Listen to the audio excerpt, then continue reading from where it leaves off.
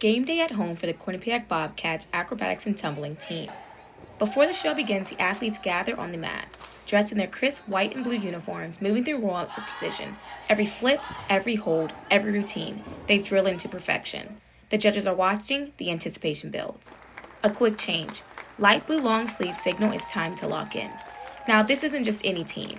This is one of the best in the country. But what you're about to witness on the mat isn't just talent. It's about discipline, about trust, about the hours of work that happen before the lights come on. And it all starts on the practice floor.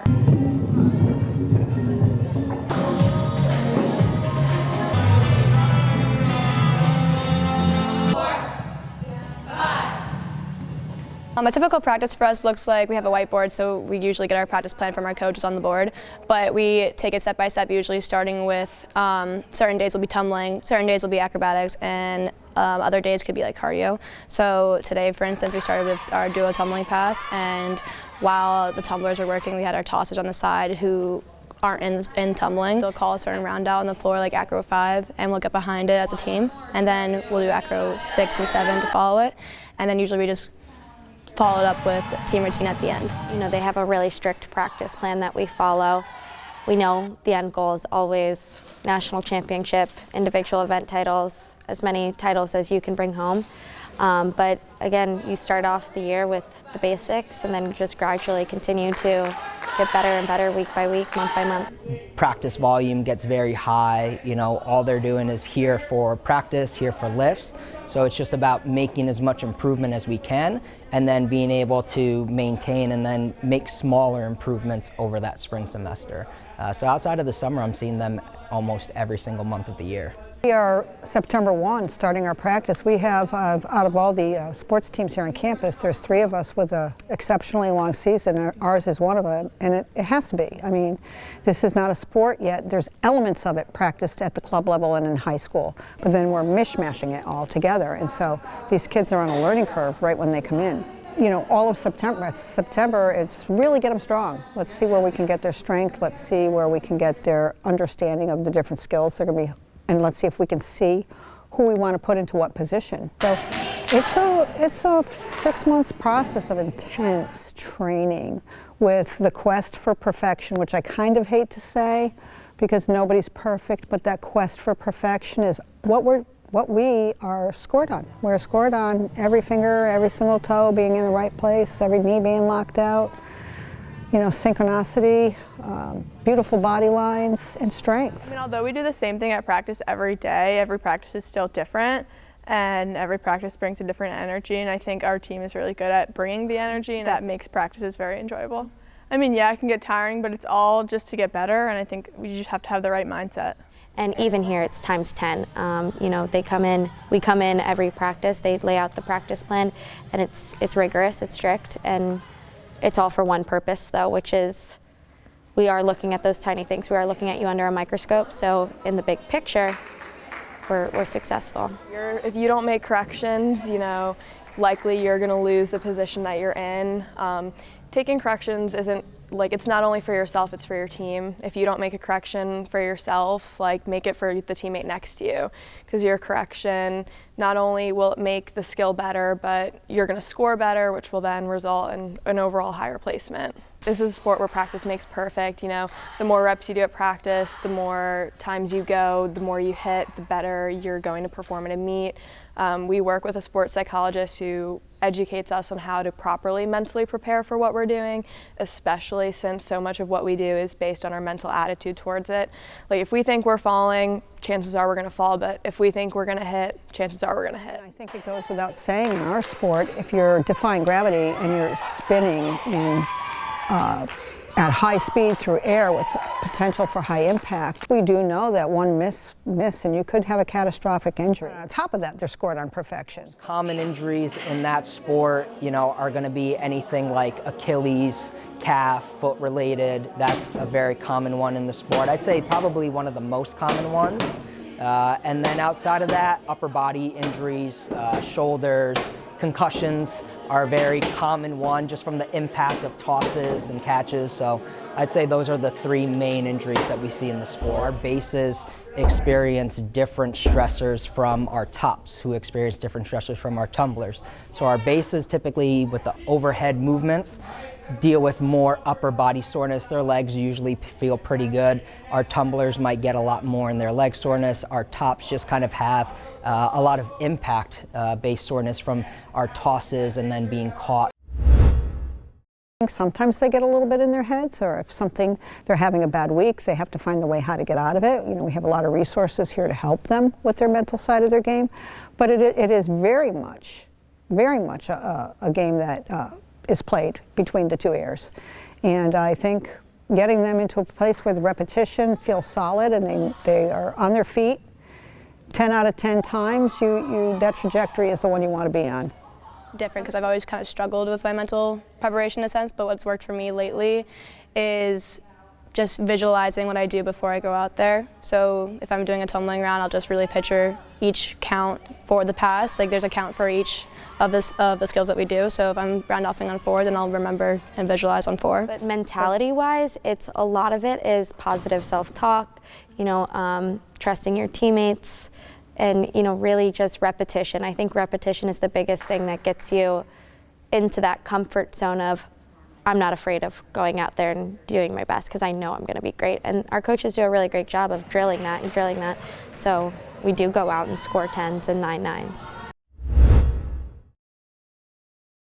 This year's been a little bit interesting. I think it's been altered by unfortunate instances. We had 5 potential starters with injuries, and so that changed what every player needed to do and needed to grab for their teammates if we wanted to be the survival of the fittest. We had tops that had to become bases. We had tumblers that had to become better tumblers. We had people who are flying in baskets, come out and get on the floor and throw them. We're sisters. Like we spend it every day with each other, so the bond is, really good. And I can look at each person on this team and just know they have my back, and I have full trust. If we were doing an element together, I'd completely trust that they're going to catch me, or, if I fall, they got my back. I'm in a pyramid with all 5 of my roommates, and I don't hug my roommates, high five them, but they'll let me step on their thighs or their neck or their shoulders, and it's just I trust you, especially the top. It's got to be a huge trust thing, and you just trust that the person underneath you trusts the training, that you're prepared to do that skill. And again, we do it in a really safe environment where you do repeat your skills so many times that it's easy. It's easy. It's just easy. That's the best way to put it. Kind of like a sisterhood in a way, There's, I think, 34 of us, which 34 girls in one room can be a lot sometimes, We definitely have our ups and downs, but at the end of the day, we are a team and we all work very cohesively together, and we're always trying our best to work alongside one another better and better each day, coming up with new analogies or motivating factors just to drive us together. There's a lot of preparation outside of just being here. We've got our nutritionist, we've got our strength and conditioning coach, our sports psychologist. There's so many physical things that you don't even contribute to just being healthy. We do watch film. We have a film album that we all are expected to watch independently, and it has all of our film from practice pretty much every day of the week.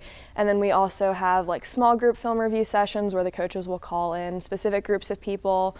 And then there's also team film review sessions where they review film, which is more applicable to all of us. But overall, it is visual learning as well. If you watch the error that you're making, it's a lot easier for you to then fix it when you're actually on the mat. Typically we lift 3 days a week for an hour, Monday, Wednesday, Fridays after practice. Some girls choose to do additional lifts on Tuesdays and Thursdays. For the most part, I'm always getting them after practice. And so depending on what they did that day, typically I'm talking to the coaches about whether we were doing kind of a tumbling day or whether there's pyramids, tosses, just make sure we're hitting all the major movement patterns in the human body, so making sure that they push, pull, squat, hinge, do things on 2 legs, do things on 1 leg, do things with 2 arms, 1 arm, really just to try to cover all of our bases from a training standpoint. When it comes to like flexibility and mobility, it's very rare that we need to do any like sort of dedicated work.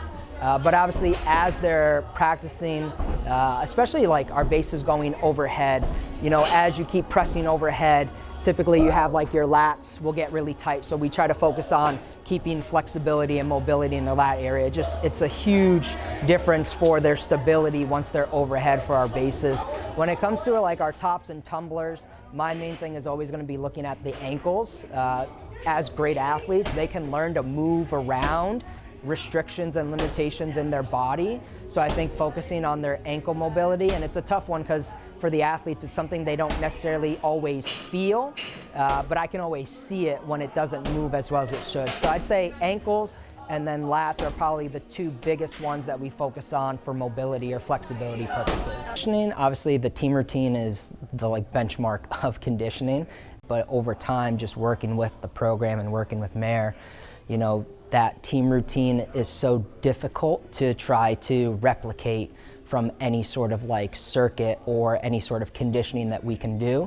So from the conditioning, we always try to take like a general standpoint, and I just want to have them in good general fitness. So we usually typically use something like the mile or even a half-mile run just as a benchmark for general fitness. I mean, I don't think there's ever a day where I go into practice and I'm not impressed with, you know, the skills that they're doing.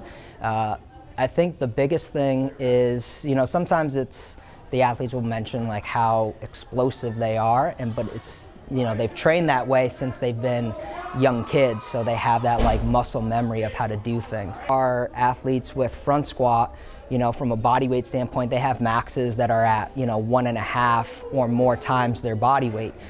Some of our tops are front squatting their body weight for multiple reps. I'm always going to look at it, if you're trying to press somebody who's 110 pounds over your head, then we want to probably get to that number and slightly above it so that you can deal with the stressor of that. We're typically using some sort of circuit structure and trying to make sure that they can work at a high capacity, high intensity, recover, and then be able to repeatedly do that a few times over.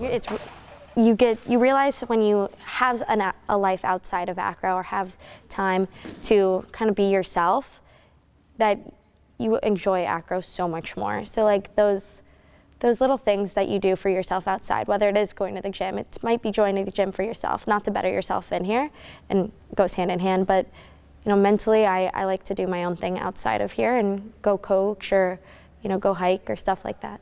When you get off this mat, it matters what you do off this mat. It matters that you are a good citizen. It matters that you're involved in the community. It matters that your academics count, because if none of that matters, it takes a toll and you're going to bring it back into practice anyways. So I think trying to get people into a happy place where they can find a balance. I mean, go figure, our sport is all about balance, right? They have to find a balance, and they have to find a balance where they're prepared to be here every day and to be here to be intentional. You know, we could have very, very short practices or very, very long practices. It's on them. Meet days are definitely one of our most stressful days of the season. At that point, you have it down. You have it in it's like built in you. So when you go out there, you should already know what you're doing. You could do it in your sleep. I'm just dealing with the adrenaline of it all. So when I'm going out there, I'm not really thinking about the round. I'm thinking about how I'm going to control my emotions and my adrenaline. Describe it as like a very high pressure situation. Like, the meet is what we work towards all year long. Everything we've done in the fall and this independent summer training, it all comes down to that moment of the meet. On game day, you have so much adrenaline, a lot more than you would typically have in a practice. So you definitely need to think about regulating your adrenaline, using it to your advantage and not letting it get the best of you. I usually try and rely back on I've done this 10 million times in practice. I know I can do it again perfectly on the mat. Oh, so we have a round comp tumble that we do, and there's 8 of us that go out there for that round, and I say before we go, okay, everyone breathe in, everyone breathe out, you got it, and that really calms me down personally, because I know I'm in my head a lot when I go out there. It's just adrenaline. I don't think it's fear at this point, because at this point I know what I'm doing, and I think just the excitement of it all really just takes over, and I just get really giddy. They trained through exhaustion, perfected through pain, and built something unbreakable. Every fall was a lesson, every mistake a step forward, and now the lights are on. The stakes are real, the moment has arrived. Fear doesn't exist here, only precision, only power, only a team that has earned every second of this. This isn't just competition, it's the culmination of everything they sacrificed, and this is what it looks like when preparation becomes greatness.